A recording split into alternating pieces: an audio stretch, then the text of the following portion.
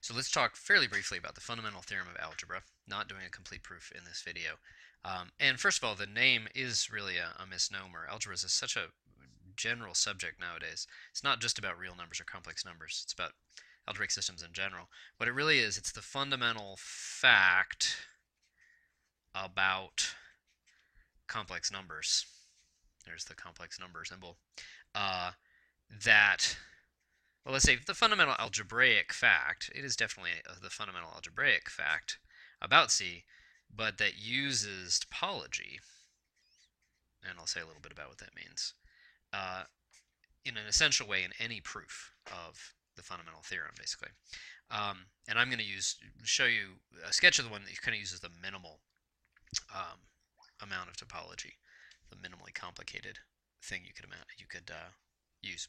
So um, we've got this polynomial p of z, and we want to say that there's some solution to that equals 0. Well, first of all, there's two pieces to this. Well, a few pieces. There's one piece that I claim that it's pretty easy to reduce it to the case where this has real coefficients, right? So that's p of z is some a sub n z to the n, so it's degree n. Let's assume that's not 0, so it's really degree n. Cn minus 1 plus a1z plus a naught. And we were worried a little bit, or I tried to get you worried about the fact that maybe we could solve it when the coefficients are real, but maybe it's not impossible to find solutions when the coefficients are complex. That would be really, unfortunately, counterproductive. And the nice thing is it's very easy to show that that's not the case. That if we can do this for real coefficients, so let's assume for right now that there always is a solution in the complex numbers when the coefficients are real. Can we then assert that the same thing is going to be true even if we let the coefficients be complex?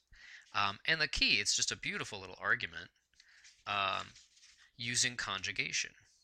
And this is something, the more you get used to the complex numbers, the more you start thinking of the real numbers just happen to be the complex numbers that are their own conjugates. It's a really good way, kind of sophisticated way to think about the real numbers. So here's the little lemma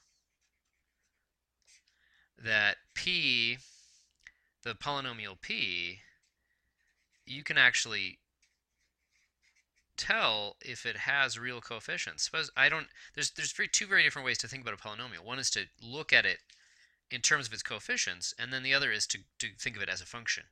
I give you a bunch of z's, you give me the p of z's out, and you don't tell me what coefficients you're using. They're both incredibly good ways to think about the polynomial, and they're very complementary. Well, how does that relate in terms of real coefficients? Is there an easy way to figure out if p has real coefficients just by looking at the outputs? And indeed, there is. It's going to happen exactly when p of the conjugate of any arbitrary input is the conjugate of the output. Okay. Going from here to here is pretty simple, because what do we know about conjugation and the algebraic operations? Sums preserves conjugates. Multiplication by a real number preserves conjugates. And powers preserves conjugates. And that's actually, essentially, that's the proof. That if the polynomial has real coefficients, this will be true. Try it if you like with an explicit real valued polynomial and just put in z bar and see if you can export the bar to a bar over the whole thing. It'll work. If you don't have real coefficients, what you'll find is that bar will need to interact with the coefficients, and it'll flip them, and it won't be the same polynomial anymore. Okay, and so that's the proof going the other way, and it's only a little bit harder. So we're going to use that. Okay. And what we're going to do is we're going to start with p. I guess maybe I should have said, maybe let's call this f, actually. It's going to be less confusing if I call that one f. Okay. We're going to start with p, and that has arbitrary coefficients. So they could be complex. And so at this point, we're not sure if that has a solution. And we just do something very simple. We do essentially the analog of taking the magnitude squared of a complex number. We take p of z bar and bar it, and that's essentially barring the polynomial is what it does. and then we multiply it by p. So that's very much the analog of z bar, which is magnitude squared, which is real. Okay, and in fact, I claim this has real coefficients, and that's really easy to show if we believe this lemma, because it's just a calculation. Okay, f of z bar. Remember, the idea is you plug in z bar and you see if you can export that z bar out. Okay, well, by definition, that's p of z bar. P of, okay, that was a z bar, but now it's turned back into a z, but then there was a bar over the whole thing. Okay, well, let's just write that in the opposite order. Okay, oh, wait, okay, that's exactly what you get. Remember what f was? It's that, but with the bar here instead of here. Oh, that's just the bar of f. Very slick. And that's exactly the condition to have real coefficients. So f has real coefficients. So now what were we assuming? And this, of course, we're going to have to justify this in a minute, that we really can do this for real coefficients. But if you can do it for real coefficients, then f has a root. In other words, f of z has a 0, but wait a minute, that's p of z bar, okay? And so this is a polynomial in z, this is a polynomial in z bar. It's a product of two things. If the product is equal to 0, this is one of the things we still have, is one of our fundamental facts about algebra that's still true in complex numbers. And it's not true in more general kinds of algebra, I have to say, that if the product of two things equals 0, either this is 0 or this is 0. Okay? If this is 0, then we've found, for some, this z that's the special z that's the 0 of f, we've found a 0 of p. Otherwise, we've found a z bar that's a 0 of p. And so just put a bar on it, just take the conjugate, and you'll find it. Okay, so either z or z bar is a root of p. Okay, so that's cool. So it says that expanding the coefficients is not a counterproductive idea. All right, so now, but the harder thing is, why does it have a root even if you have a real polynomial? So now we got p of z. So we've reduced it to the case where we have this polynomial, and of course we have to let the, oh, that's not n minus 1. We have to let the z be complex in order to guarantee a root, but the a's are real. Okay, and why would that necessarily have a complex root? Okay, well, what I claim, what I said in the previous video was, it's actually easy to get halfway there without even thinking about complex numbers. Okay, so let's suppose that n is odd. So it's an odd degree polynomial. And I'm just going to think about p of x. I'm not going to think about complex inputs at all. And this is where it's essential that I've reduced to real coefficients. This is just an ordinary real polynomial in a real variable with real coefficients. I can graph that. Okay, and what does it look like? Okay, well, it's, think of a cubic or something. Okay, notice it crosses the axis. Okay, if I graph y equals p of x, that's got often 3 crossings, but can it have no crossings? That's the point. And here's the simple reason it can't have no crossings. It has to have at least one crossing. I claim that any odd degree polynomial either starts from minus infinity and ends at plus infinity. Be speaking loosely, I'll say it in terms of limits in a minute, or it has to go like this and start high and end low. Okay, odd degree polynomials have to cross because of their large scale behavior and because of a wonderful result called the intermediate value theorem. So let me just say that a little more precisely. This is perfectly appropriate if you happen to be in the first semester of AB Calculus, for example, or if you're in the early stages of a first-year calculus class.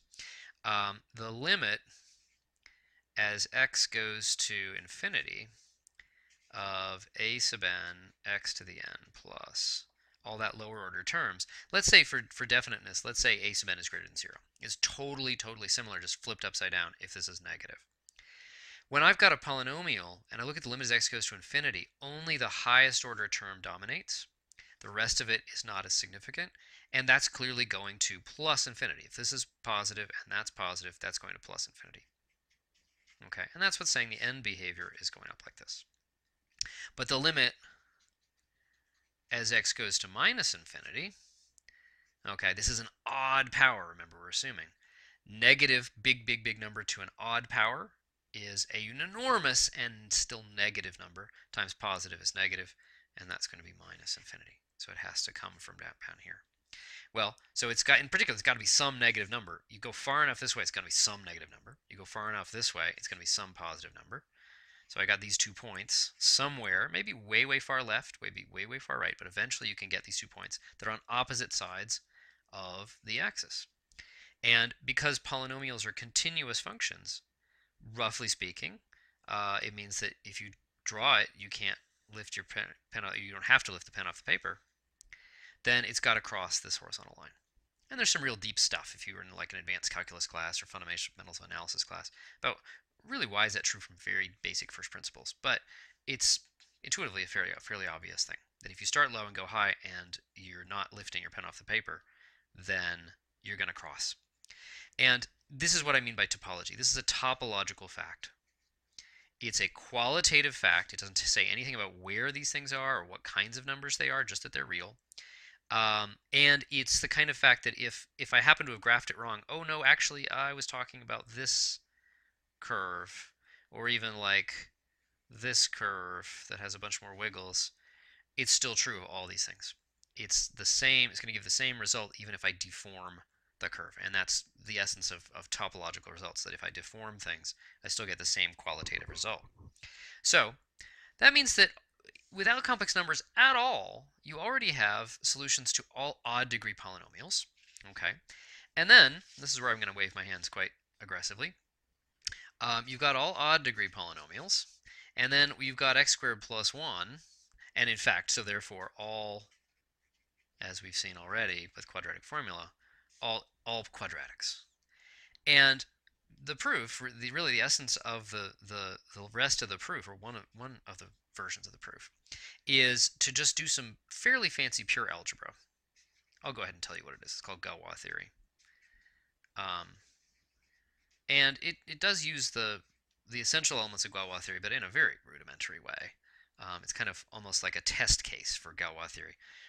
It's a purely algebraic theory. It doesn't have any more input from topology or anything like that. And it says basically that if you can do this one even power, this one even degree, and all the odds, you can kind of mix those together to get all the numbers.